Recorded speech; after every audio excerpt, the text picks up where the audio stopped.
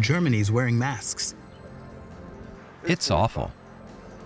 The streets are stirring back to life. I feel a little free again. 8 weeks after the lockdown began, shops are beginning to reopen, but much is still unfamiliar. Oh, now you've taken it off. I didn't breathe. Are you crazy? The unplanned vacation is over, but some may be taking the easing of restrictions a bit too easy. I'm expecting the numbers of infections will increase.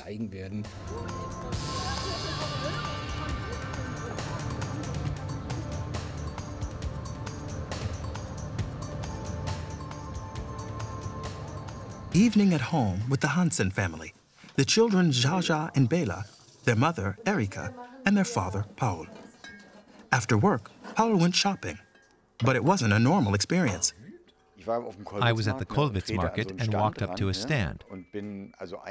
I was about 1.40 meters from the next man. And he said, "Take a step back." Really, just like that. And I said, "Are you from the police or what? Where's your uniform?" Because I don't take that tone of voice from anyone. I stood my ground, and he had to move 10 centimeters away to keep the distance at 1.50 meters. But I thought to myself, what kind of tone is that to take, if you please? What's the tone like at home with your family? At home, it's very harmonious. We put our escalation behind us right at the start. There really hasn't been all that much to fight about. Sure, we've argued, but not really any more than if we'd been going to school the whole time. Sure, there's fighting, but there's fighting without Corona. All at once, a shoe got thrown at the door. And then for a moment, no more fun and games. But then we got back to peace, love, and harmony. Regular school weeks are still nowhere in sight. Only a few pupils, like 16-year-old Chantal Merz, are back for regular daily classes. For the 7 weeks the school was closed, lessons were held over the internet. For 7 weeks, Chantal saw neither teachers nor classmates. I'm not really afraid. I think everybody will follow the rules well enough, and I'll definitely observe social distancing.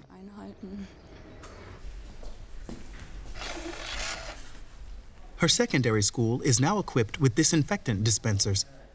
Signs say, "Please wait, stand in line." Chantal's political science teacher, Florian Kweiser, has his doubts about easing up. I'm actually expecting the numbers of infections will increase, simply because we have many more points of contact. Quite a lot of them are in school. This will go on. The classes are split into smaller groups that have no contact and attend classes on different days. The teacher much prefers to hand out worksheets in person once again after the weeks of giving makeup lessons online. These video conferences and the explosion of WhatsApp communication are just annoying. You've got to have people in front of you. That's actually what I've missed. That's what makes school. Now, the youngsters have to focus on improving their grades for their report cards. But the mood is good, maybe even a bit too good. Many students see the minimum 1.5 meter distance as only a non-binding suggestion. The hardest part about the situation is definitely keeping our distance. When you see your friends, you just instinctively want to hug them and get close to them in general. The students are not the only ones who feel that way. With spring in the air, Berliners are heading outside, and not individually. Alexanderplatz, in the center of town, is almost as crowded as ever. Almost. The tourists are still missing. But the shops are open, and restaurants and cafes will soon follow suit. People want to sit down together, drink coffee, and talk because they have no other opportunity. But I think it's still a little too early. If we have another shutdown, that's when I think the real disaster will happen. I could have held out another 3 weeks. Many things are still prohibited, but not professional soccer. The Bundesliga is still playing and causing controversy. I'm a soccer fan. That was a good decision. It's incomprehensible if you're supposed to keep 1.5 meters distance. So I anticipate a really big risk of infection to come with it, and that'll mess up all the planning anyway. What about watching soccer from behind a mask? Erika and Paul Hansen have had enough of wearing masks, even to go shopping. I can't breathe through that thing. It's very unpleasant, but it's mandatory. On the city rail trains and in stores I put it on, but I really don't like it. Having my nose and mouth covered really isn't my thing.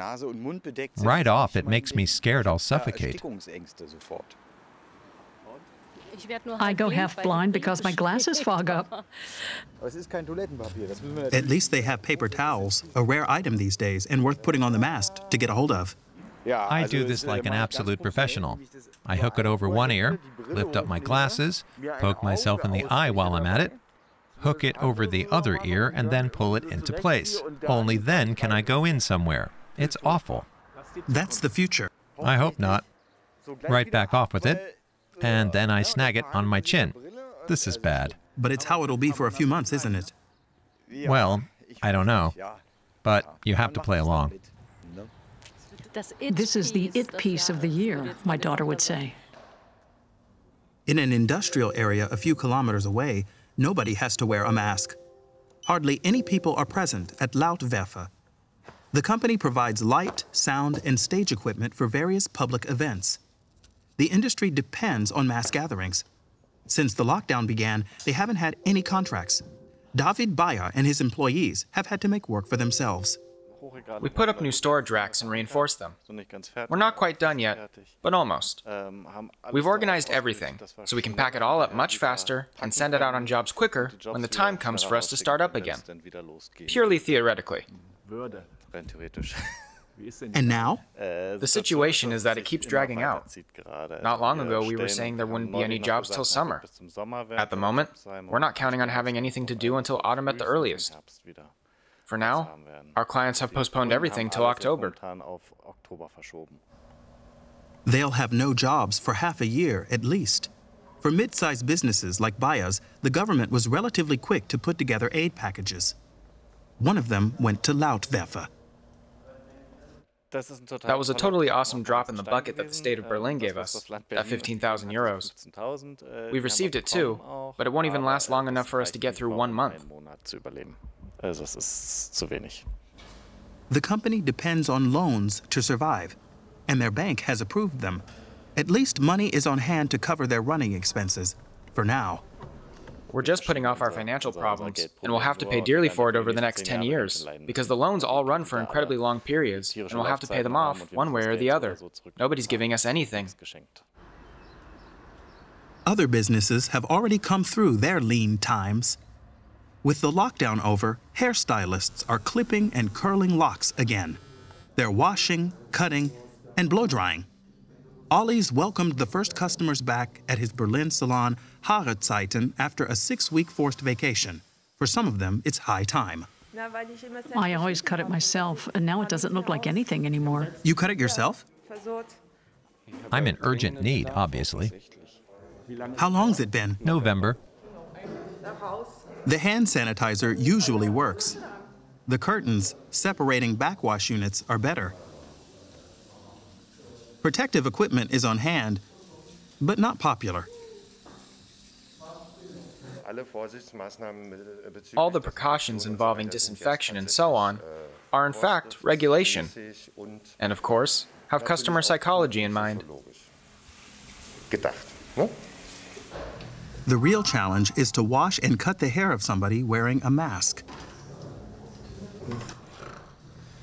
So now, I'd like to ask you to loosen the straps and hold the mask in place like this. Oh, now you've taken it off. I didn't breathe. Are you crazy? But somehow they manage, with only a few interruptions by the telephone.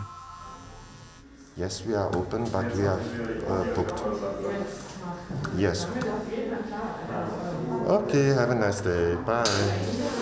Now, Ollie and his co-stylists are booked up till late May. They won't be able to fit anyone in on the fly. I'm not afraid, but now they know we're open again. The phone's been ringing off the hook from 8 a.m. to 9:30 at night. But it's great. I'm glad. It's important to keep the salon open and revenues rolling in again. Financially, of course, it's not ideal. On a practical note, I was able to use the time very well for myself. I've never had 6 weeks off before. The bad hair days are over for now. Gel restores control. Normalcy returns to level heads everywhere. Now my personal lockdown has ended, at least in terms of my haircut. It's heaven on earth. Many use that kind of patience and humor, the Hansens too. Look here, gray. You've got gray streaks here. And that's on purpose. Gray streaks. A little color. It's a good cut, a super hairstylist. You've been letting yourself go. Have you got appointments? We can wait a bit. We'll drop by when the others are gone. I think my hair still looks good. We look wonderful. And if you've got someone who loves you, the hairstyle doesn't matter. The Corona shabby look. How are things back home? It looks like Belle's done with his homework for the day. But his mother still has work to do. In the bedroom, where she has her office. Her employer, a political organization, helped her set it up. The coolest part about home office is that I've developed a taste for made beds, simply because I need a little order and structure when I work. So now, before I start work, I've gotten into the habit of making the bed properly, so it looks nice with a bedspread before I go into my first video conference of the day. And then I feel better. Because otherwise they'd see the rumpled bedclothes. No, it's just for me, so I can have an orderly and tidy environment. That is, a somewhat clean and straight environment. I need this line between private life and work, and that simply helps me to simulate something like office life here at home.